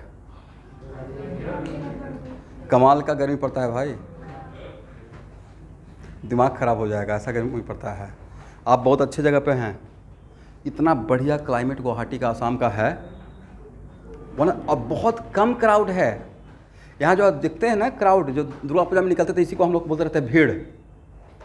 जाइए दिल्ली वगैरह मेट्रो में, इतना डेली भीड़ होता है, मेट्रो वगैरह में घूम के आइएगा एक बार, तो इतना तो नाम भीड़, जितना हम लोग दुर्गा पूजा में निकलते हैं सब लोग एक साथ मिलकर यहाँ पे, उतना वहाँ का नॉर्मल भीड़ एक स्टेशन का है, तो बहुत ओवर क्राउडेड नहीं। एक ये भी रीज़न है, one of the prime reason ये भी है यहाँ पे काम शुरू करने का मेरा। मुझे भीड़ से डर लगता है, बस क्लासरूम में भीड़ रहना चाहिए, उससे डर नहीं लगता है। बट बाकी मुझे अचानक से अगर 1 लाख लोग को देख लूँगा, 10,000 का, थोड़ा घबराहट होती है, कुछ होता है ना मन में डर। तो वो डर देखकर भी मैंने बॉम्बे से यहाँ पे, बॉम्बे भी एक बार गया था, तो वहाँ का भीड़ देखा मेट्रो में, तो मुझे पता ही नहीं चला जाना किधर है। अब मेट्रो रुका तो देखा कि सब लोग निकल कर भाग रहे हैं, मुझे लगा कुछ हो गया, यानी ऐसा होता है ना, कुछ हुआ तो लोग भाग रहे हैं। पता चला ये तो आम बात है, जब भी स्टेशन पे आएगा मेट्रो तो ऐसा ही होगा, 2 मिनट तक कोई नहीं, मतलब 5 मिनट के बाद ट्रेन है, कोई नहीं है प्लेटफॉर्म पे। और जैसे ट्रेन आने के 1 मिनट पहले पता नहीं कहाँ से होता ना, चींटी उटी आ रहा है एकदम बिल्कुल। मतलब ये 2005 की बात कर रहा हूँ, मैं काउंसलिंग के लिए गया था, मतलब अभी मैं पूरे शिप का कैप्टन रहता, अभी तक तो कितना पैसा कमा चुके होते। तो वहाँ से छोड़कर फिर IIT के आ गए, मतलब बहुत सारा पापड़ बेला गया है, घूम घूम कर फिर वापस। लिखा हुआ था असम में कर्मभूमि, और इसको मैं हटली एक्सेप्ट कर रहा हूँ। तो वहाँ से एक डर हो गया, मतलब भीड़ देखकर। दूसरी बात है, लखनऊ में मेरा ट्रांसफ़र हुआ था, मैं जॉब ज्वाइन किया था IIT से, HAL, बहुत बढ़िया से जॉब, मतलब बहुत ख्वाहिश के साथ प्लेसमेंट लिए थे कि फाइटर प्लेन में जॉब लग रही है, राइट। यहाँ एक ही है ना इंडिया में कंपनी, हिंदुस्तान एरोनॉटिक्स लिमिटेड, वही मेरा प्लेसमेंट था। बड़ा एक्साइटिंग जॉब था उसका, एक पुणे में भी ब्रांच है, एक लखनऊ में भी है, बेंगलोर में मेन बेस है। और उस टाइम पे मतलब तेजस का प्रोजेक्ट भी चल रहा था, तो हम लोग 4-5 लोग IIT से सेलेक्ट हुए थे, और बड़ा अच्छा डिपार्टमेंट में जॉब लगा था, रिसर्च एंड डेवलपमेंट, R&D में। सैलरी ज़्यादा नहीं था क्योंकि वो सेमी गवर्नमेंट थी कंपनी, गवर्नमेंट ही मानिए उसको। तो गवर्नमेंट कंपनी में आप अचानक से बहुत हाई प्रोफाइल पे नहीं चले जाएंगे, धीरे धीरे, लेकिन एक फ्लैट वेट अच्छा खासा मिल गया था। बट बिल्कुल प्लानिंग था लाइफ का कि 5 साल 10 साल वहाँ पे काम करेंगे, उसके बाद US शिफ्ट कर जाएंगे, बोइंग कंपनी में एक्सपीरियंस हो जाएगा, तो बढ़िया से शिफ्ट हो जाएगा। पता नहीं क्या दिमाग घूम गया, चलो कोचिंग खोलते हैं मतलब पढ़ाना था आप लोग को या यहाँ पे आके काम करना था। मतलब आई एम नॉट, ऐसा नहीं बोल रहा, I am very much certified with catalyst. भाई मैं इसको बहुत रिस्पेक्ट करता हूँ, थोड़ा नहीं, हाई लेवल का, मतलब हाई लेवल का जो होता है ना पागलपन वाला, उतना रिस्पेक्ट करता हूँ अपने प्रोफेशन को बहुत तरीके से। Catalyst is very close of my heart, मतलब इसी के लिए 2010 से काम कर रहा हूँ। I am waiting. ये नहीं है हाँ कि बच्चा कितना आ रहा है उससे मतलब नहीं है, मतलब बच्चे आ रहे हैं, इतने भी बच्चे बैठे हुए हैं, ऑनेस्टली पढ़ाना है, एक सही कॉन्सेप्ट देना है, जितना मेरा नॉलेज है। बट ये भी नहीं बोलता हूँ कि नहीं आई एम द बेस्ट, तो ठीक है, I am trying to be best, कोशिश कर रहे हैं। नॉलेज का तो कोई और अंत नहीं है, जिस दिन कोई बोल दिया मैं ही सबसे अच्छा हूँ, मतलब वहाँ से ही वो आ गया। हाँ, ये बोल सकते हैं कि जितना पढ़ाएंगे उससे आपका काम चल जाएगा, क्योंकि ये नहीं बोलेंगे तो टीचर को कभी कभी कॉन्फिडेंस में बोलना पड़ता है, ताकि मेरा कॉन्फिडेंस देख कर ही आपको कॉन्फिडेंस आएगा। बट सब्जेक्ट का कोई लिमिट है। ऑर्गेनिक में बोलेंगे तो ऑर्गेनिक जो आपका सिलेबस है तो उसका कोई लिमिट नहीं है, बट उतना आपको नहीं चाहिए। 2 लाख ऑर्गेनिक कंपाउंड है, उतना नंबर चाहिए क्या? वो पागलपन हो जाएगा। तो स्टूडेंट यहाँ देखिए, मान लेते हैं कि ये इंसुलेटिंग मटेरियल का बना हुआ है, राइट। ये पिस्टन है, ये भी इंसुलेटिंग मटेरियल का है, मतलब टेम्परेचर का डिफरेंस से एनर्जी का सप्लाई ट्रांसफर नहीं होगा। टेम्परेचर का डिफरेंस होता तो उसको हीट बोलते, राइट। यहाँ देखिएगा बाहर का, मन लगाना पड़ेगा नहीं। और अगर इसको हम लोग प्रेस करते हैं, मतलब हम लोग क्या कर रहे हैं? वर्क कर रहे हैं। कौन सा वर्क? Mechanical work, right. तो जो आपने वर्क किया, मैंने इसको प्रेस किया, मैंने इसको वर्क किया, वो एनर्जी गया कहाँ? यहाँ स्टोर हो जाएगा। आई एनर्जी इसका टेम्परेचर को इंक्रीज करेगा, राइट। इसका चेंज इन टेम्परेचर तो हुआ, बट क्यू का सप्लाई हुआ, तो यहाँ पे क्यू का वैल्यू क्या लेंगे? 0 लेंगे। तो ऐसा हो सकता है कि क्यू यहाँ हीट सप्लाई क्या हो गया? 0, बट एनर्जी का सप्लाई फिर भी हो रहा है बाय डूइंग वर्क।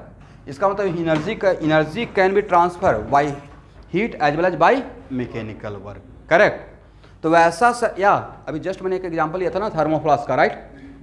उसमें उसको थर्मोफ्लास्क को आग पे नहीं चढ़ाए हैं, क्या कर रहे हैं? जस्ट बाय सेकिंग, तभी तो उसके अंदर का जो भी लिक्विड रहेगा उसका टेम्परेचर इंक्रीज हो सकता है। तो वहाँ पे क्यू कितना लीजिएगा? नाम ही बोल रहे हैं थर्मोफ्लास्क, व्हाट द क्वालिटी ऑफ थर्मोफ्लास्क? अंदर का टेम्परेचर को मेंटेन करे, प्रोवाइड उसको अच्छे से रखे रहिएगा, राइट। और उसको सेकिंग कर रहे हैं तो क्या हो जाएगा? ऑब्वियसली आपका मैकेनिकल वर्क वहाँ पे स्टोर होगा, राइट। दैट्स वाई अगर क्यू का वैल्यू 0 रहेगा, या उतना छोड़िए, मान लेते हैं किसी कंडीशन में क्यू 0 हो गया बट डेल्टा टी हो रहा है। अब ऐसा मत कीजिएगा सर 0/0, ये भी एक होता है 0/0 कर दिए, तो क्यू 0 है लेकिन डेल्टा टी 0 नहीं है, तो वहाँ पे एस क्या हो जाएगा? 0 रहेगा, करेक्ट ना। अच्छा स्टूडेंट, तो यहाँ पे इसका मतलब यहाँ से 2 बात तो हो गया। एटलीस्ट इतना तो बोल सकते हैं कि at the time of phase transformation, what is the meaning of phase transformation? Solid से लिक्विड और लिक्विड से, इसका मतलब मेल्टिंग पॉइंट और बॉइलिंग पॉइंट पे टेम्परेचर कांस्टेंट रहेगा। वही तो डिफरेंशन है मेल्टिंग पॉइंट का। What is the डिफरेंशन of melting point?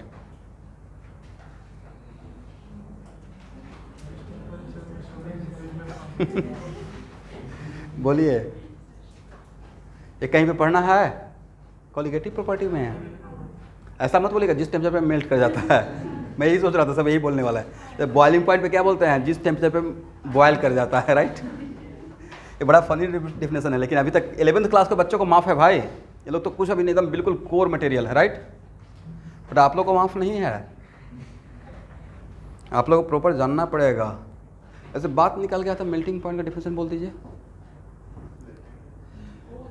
जिस टेम्परेचर पे सॉलिड का वेपर और लिक्विड का वेपर इक्वल हो जाता है, right.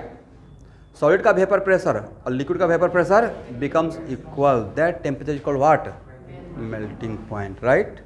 This is the correct डिफरेंशन, not कि जिस पॉइंट टेम्परेचर पे मेल्ट कर जाएगा। बॉइलिंग पॉइंट का क्या डिफरेंशन है? जिस टेम्परेचर पे किसी भी लिक्विड का वेपर प्रेशर एटमॉस्फेयर के वेपर प्रेशर के बराबर हो जाए तब उसको बोलते हैं बॉइलिंग पॉइंट। तभी तो हम लोग इतना कहानी बनाते हैं कि जैसे जैसे पहाड़ पे ऊपर जाते हैं तो वाटर लो टेम्परेचर पे भी बॉयल करना शुरू होता है, बिकॉज ऊपर में एटमॉस्फेरिक प्रेशर ज़्यादा होता है या कम होता जाता है? ऊपर में मीडियम रेयर होता जाता है और नीचे में डेंसर, करेक्ट ना। एनीवे, तो यहाँ पे एक लाइन लिख लीजिए, at phase transformation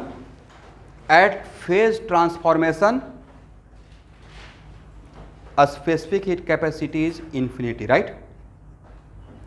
At phase transformation a specific heat note करके लिख लीजिएगा, at phase transformation a specific heat capacity is infinite.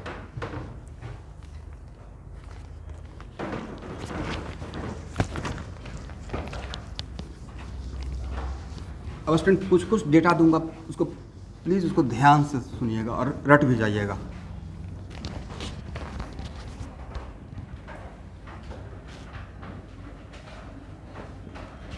हालांकि मेरा एक्सपेक्टेशन रहेगा कि ये सब वैल्यू आप लोग को पता नहीं, आप लोग को पढ़ना था नहीं पढ़ना था। हम लोग को 9th-10th में ये सब पढ़ना था स्टेट बोर्ड में। What the specific heat capacity of water?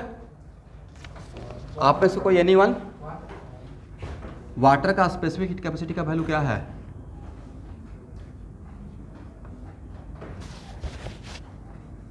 एक मिनट।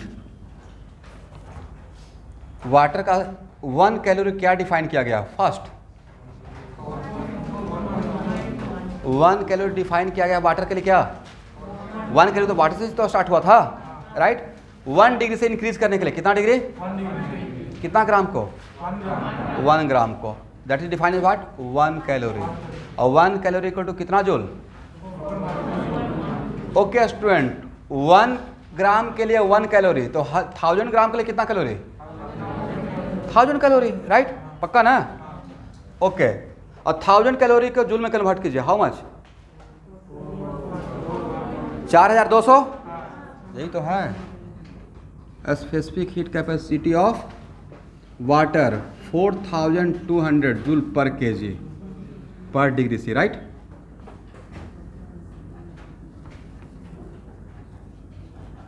पर केजी पर डिग्री। इसी को अगर ग्राम में लिखना रहेगा तब क्या लिखेंगे?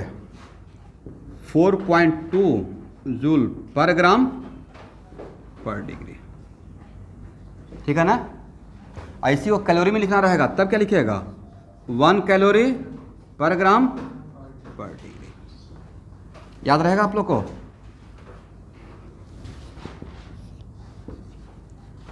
देखिए इसका वजह यह है, यहाँ देखिएगा Q के लिए मुझे क्या चाहिए? ms delta T, is it right? Q के लिए क्या चाहिए? अगर m kg में लिया रहेगा तो s को भी kg में पुट कर देंगे। दो काम कर सकते हैं, m अगर kg में है और s ग्राम में है तो या तो m को ग्राम में कन्वर्ट कर देंगे, या तो m को मतलब यहाँ पे अगर मास ग्राम में रहेगा तो इसका भी ग्राम में रखिएगा, या ये अगर kg में है और 1 ग्राम में दिया हुआ तो इसको ग्राम में कन्वर्ट कर लेना है। फार्मूला तो अप्लाई कर लेंगे। ऐसा तो नहीं कि 1 केजी में है, ये वैल्यू ग्राम का है 1 केजी का है और डायरेक्ट पुट कर देंगे, ठीक है?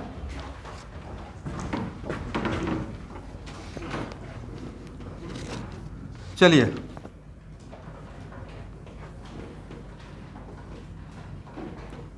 Specific heat capacity of steam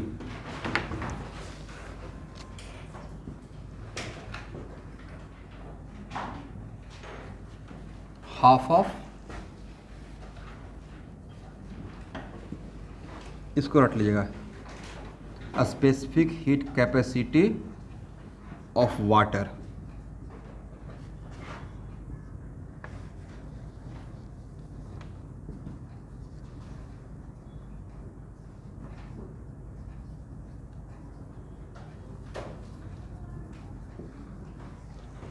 इसको भी रट लीजिए, डेटा मान लीजिएगा।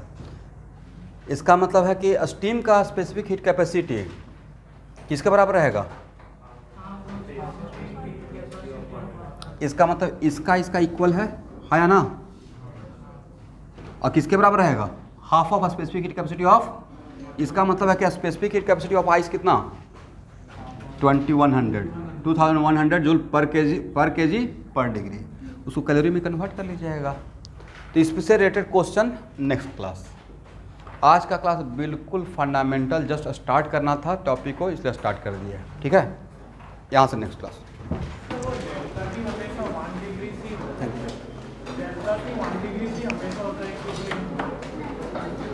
डेल्टा टी 1, एक मिनट, डेल्टा टी तो 10 डिग्री भी हो सकता है, बट डेल्टा टी से डिवाइड करेंगे तो 1 डिग्री तो दिखेगा, राइट?